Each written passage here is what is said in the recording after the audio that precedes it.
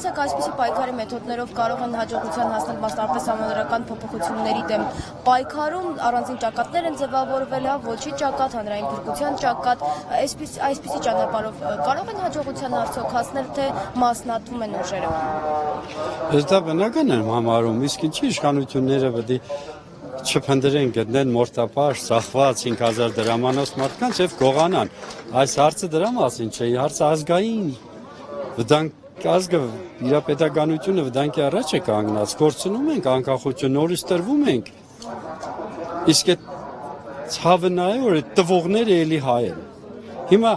դա էլ տնեք մի կողմ, իրանք մեղավոր չեն, իրանք այդպես են ընտանիքում դաստիարակություն ստացել։ Ցավը նրանում է որ այն նրանք ովքեր որ չեն ցանկանում խանգարեն միայն խոսան, դա է ցավը։ Անընդհատ խոսում, բողոքում, վերջում ասում է թողեն պետք է գնա, ոնց որ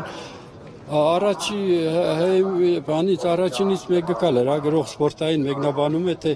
ինձ ազատ խոսքի համար հեռացրին թողեն պետք է գնամ։ Ինչի միջև հիմա եպես եղե որ դու եթե կաս մի երկրում ապրում ես ու դու չես մասնակցում քո երկրի քաղաքական կյանքին, ուրեմն դու ոչինչ ես։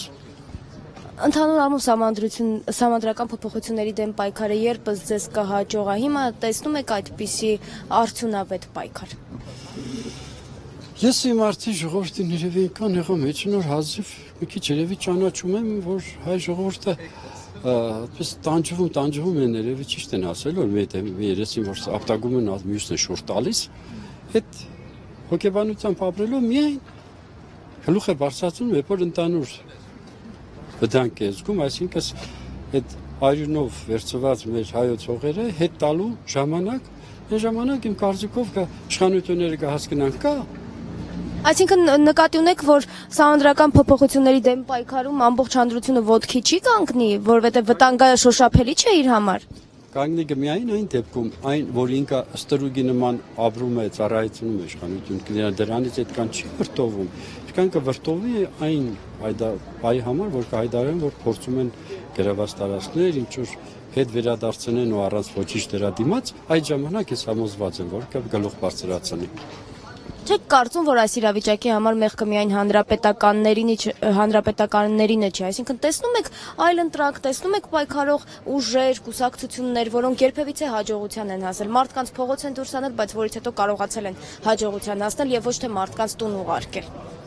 Դա տվյալ քաղաքական ուժի չգնությունն է, թե ինչքանով է բանացնում ճիշտ քաղաքականություն, որ մարդկանց մոտ հավատ ստեղծի, մարդիկ հավաքվել իր շուրջը։ Ունենք այդպիսի ճկուն ուժեր, թեկուզ նախաձեռնություններ, կուսակցություն։ Փորձածների մեջ եւ այնը եւ այլը բազմաթիվ տեսակներ եղան, բայց հիմա ես միայն հույսս դնում եմ, որ այս նոր սերունդի վրա։ Ոնց որ ընդհանրենք 90 թվականին մենք ոնց միացանք իրար առասպեգի խնդրանքին ու բարդադրանքին, հիմա այս երդասարտները փորձում են, ինձ թվում է ոգին լավն է,